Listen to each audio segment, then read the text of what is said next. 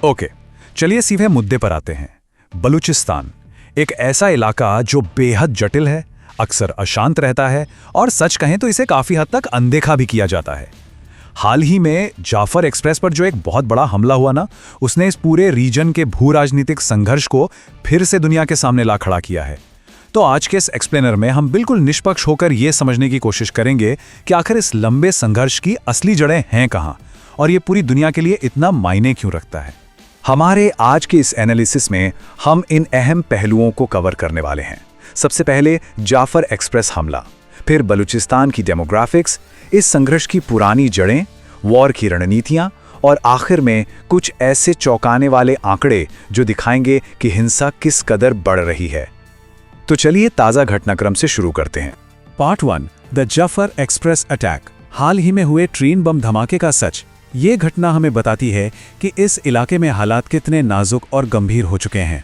Jafar express train पर एक बहुत ही टारगेटेड हमला किया गया, जिसमें दर्जनों पाकिस्तानी सैनिकों की जान चली गई और कई घायल हुए। ध्यान देने वाली बात यह है कि यह कोई आम हादसा बिल्कुल नहीं था। इस ट्रेन में सेना के जवान और उनके परिवार के लोग सफर कर रहे थे, जो बकरीद की छुट्टियां मनाने के लिए क्वेटा से पेशावर जा रहे थे। और यह हमला ये दिखाता है कि प्लानिंग कितनी अचूक थी। घटनाक्रम बिल्कुल सिलसिलेवार तरीके से हुआ। पहले ट्रेन कोयटा से पेशावर के लिए निकलती है, फिर जैसे ही ये चमन फाटक क्रॉसिंग के पास पहुंचती है, अचानक विस्फोटकों से भरी एक गाड़ी सीधे ट्रेन की उन बोगियों से आ टकराती है जो खास तौर पर मिलिट्री के लिए रिजर्व थी। इस ब्लास्ट की गंभीरता का अंदाजा बस इसी एक आंकड़े से लगाया जा सकता है, 25। रिपोर्ट्स के मुताबिक इस भयानक विस्फोट में 25 से भी ज्यादा सैनिकों की मौत हुई और 100 से अधिक लोग गंभीर रूप से घायल हो गए। हताहतों की ये भारी संख्या ही चीख चीख कर बता रही है कि ये हमला कितना विनाशकारी था। अब यहाँ सबसे बड़ा सवाल उठता है कि ये सब किया किसने। तो इसकी जिम्मेदारी ली है मजीद ब्रिगेड ने। ये बलूच लिबरेशन आर्मी यानी BLA का एक फिदाइन या कह लें कि सुसाइड स्क्वाड है। इसी ग्रुप ने आधिकारिक तौर पर इस खौफनाक हमले को अंजाम देने का दावा किया है। अब हम अपने दूसरे हिस्से की तरफ बढ़ते हैं, बलूचिस्तान की डेमोग्राफिक्स। ये एक ऐसा प्रांत है जो पाकिस्तान के बाकी हिस्सों से बिल्कुल ही अलग थलग महसूस होता है। इस पूरे कॉन्फ्लिक्ट को गहराई से समझने के लिए वहाँ की आबादी और समाज के ढांचे को समझना हमारे लिए बहुत ज़रूरी है। अगर हम वहाँ बोली जाने वाली भाषा पर नज़र डालें तो स्थिति कुछ ऐसी है। 40% लोग बलूची बोलते हैं, 34% पश्तो, 17% ब्राहुई। लेकिन जरा सोचिए, पाकिस्तान की जो मुख्य धारा की भाषाएं हैं, उर्दू या पंजाबी, उन्हें बोलने वाले सिर्फ 9% लोग हैं। ये जो भाषाई और सांस्कृतिक अंतर है ना, ये बलूचिस्तान और बाकी पाकिस्तान के बीच की गहरी खाई को बिल्कुल साफ कर देता है। और यहीं पर बलूचिस्तान का सबसे बड़ा विरोधाभास सामने आता है। एक तरफ तो ये पाकिस्तान का सबसे बड़ा और प्राकृतिक संसाधनों से सबसे ज्यादा संपन्न प्रांत है, लेकिन वहीं दूसरी तरफ ये सबसे पिछड़ा हुआ और सबसे कम आबादी वाला इलाका भी है। इतनी अपार प्राकृतिक संपदा होने के बावजूद वहां जो विकास की भारी कमी है, वही इस स्थानीय असंतोष की सबसे बड़ी वजह है। यही विरोधाभास हमें तीसरे पार्ट की तरफ ले जाता है, संघर्ष की जड़ें। ऐतिहासिक शिकायतें और विलय की कहानी। ये अलगाववादी आंदोलन क्यों शुरू हुआ, इसे समझने के लिए हमें इतिहास के उन पन्नों को पलटना ही होगा जिनका जिक्र हमारे सोर्स मटेरियल में किया गया है। बलूच संघर्ष के पीछे सबसे बड़ा दावा यह है कि पाकिस्तानी सत्ता ने बलूचिस्तान का जबरन अपने में विलय किया और तब से लेकर अब तक उनके संसाधनों का लगातार शोषण किया जा रहा है। वहाँ की कई पीढ़ियों के मन में आज़ादी की एक गहरी तड़प रही है, जिसका आधार ही यह ऐतिहासिक दावा है कि उनके इलाके को धोखे से पाकिस्तान में मिलाया गया था।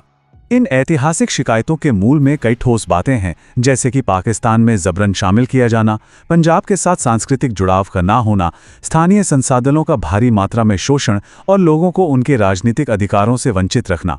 सोर्स में एक बड़ा दिलचस्प दावा यह भी किया गया है कि अगर हम सिर्फ इस्लाम धर्म को छोड़ दें तो बलूचिस्तान और पंजाब को आपस में जोड़ने वाला कोई और सामाजिक या सांस्कृतिक रिश्ता मौजूद ही नहीं है। और इन्हीं पीढ़ियों पुरानी शिकायतों ने आज एक बेहद हिंसक रूप ले लिया है।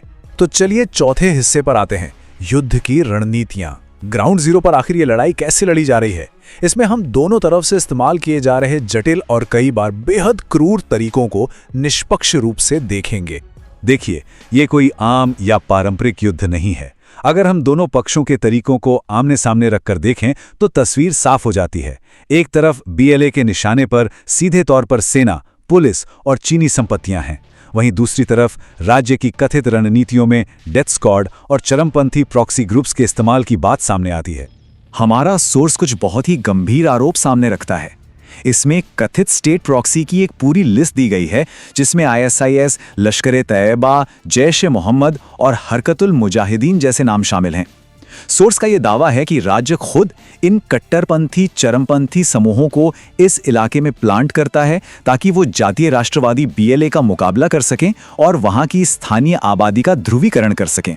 खैर, हमारा काम किसी का पक्ष लेना नहीं है, हम बस उन बातों का एनालिसिस कर रहे हैं जो सोर्स में मौजूद हैं।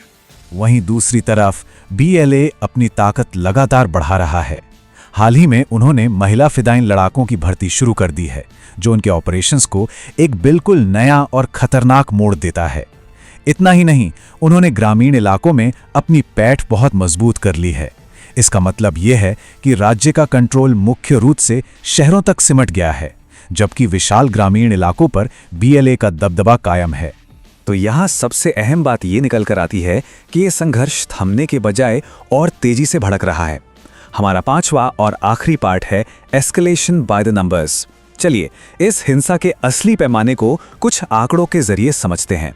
जरा इस नंबर पे गौर करें, 521। रिपोर्ट बताती है कि अकेले साल 2025 में बीएलए ने कुल 521 हमलों की जिम्मेदारी ली है। यह आंकड़ा सच में हैरान करने वाला है और ये साफ दिखाते हैं कि इस इलाके ने कितनी भारी संख्या में और कितने लगातार सैन्य ऑपरेशंस चल रहे हैं। और इतने साले हमलों का नतीजा क्या हुआ? अगला आंकड़ा है 1060। कथित तौर पर उसी साल के दौरान हुए इन लगातार हमलों में 1060 से भी ज्यादा सुरक्षाकर्मियों की जान चली गई। किसी भी फोर्स के लिए ये एक बहुत बड़ा नुकसान है और ये इस बात का सीधा सबूत है कि ये लड़ाई कितनी तेज हो चुकी है। और सबसे चिंताजनक बात तो ये है कि हिंसा का ये ग्राफ कहीं से भी नीचे आता नहीं दिख रहा। 30, जी हां, मौजूदा साल के शुरुआती कुछ वक्त में ही अब तक 30 से ज्यादा हमले दर्ज हो चुके हैं। ये एक बहुत ही स्पष्ट संकेत है कि हिंसा का ये सिलसिला बिना रुके बस यूं ही चलता जा रहा है। इतिहास और इन सभी आंकड़ों को करीब से देखने के बाद एक बहुत ही गहरा सवाल हमारे सामने खड़ा हो जाता है। लगातार बढ़ते हमले और पीढ़ियों पुरानी शिकायतों के बीच इस संसाधनों से भरे लेकिन बुरी तरह टूटे हुए इलाके में आखिर शांति और स्थिरता का रास्ता क्या हो सकता है? भू राजनीति, जनसांख्यिकी और गहरे अविश्वास का ये जो जाल है ना, वो इसे दुनिया के सबसे जटिल मुद्दों में से एक बनाता है। इस एक्सप्लेनर में हमारे साथ जुड़ने के लिए बहुत बहुत शुक्रिया। ये यकीनन एक ऐसा मुद्दा है जिस पर आगे भी पूरी दुनिया की नजरें टिकी रहेंगे।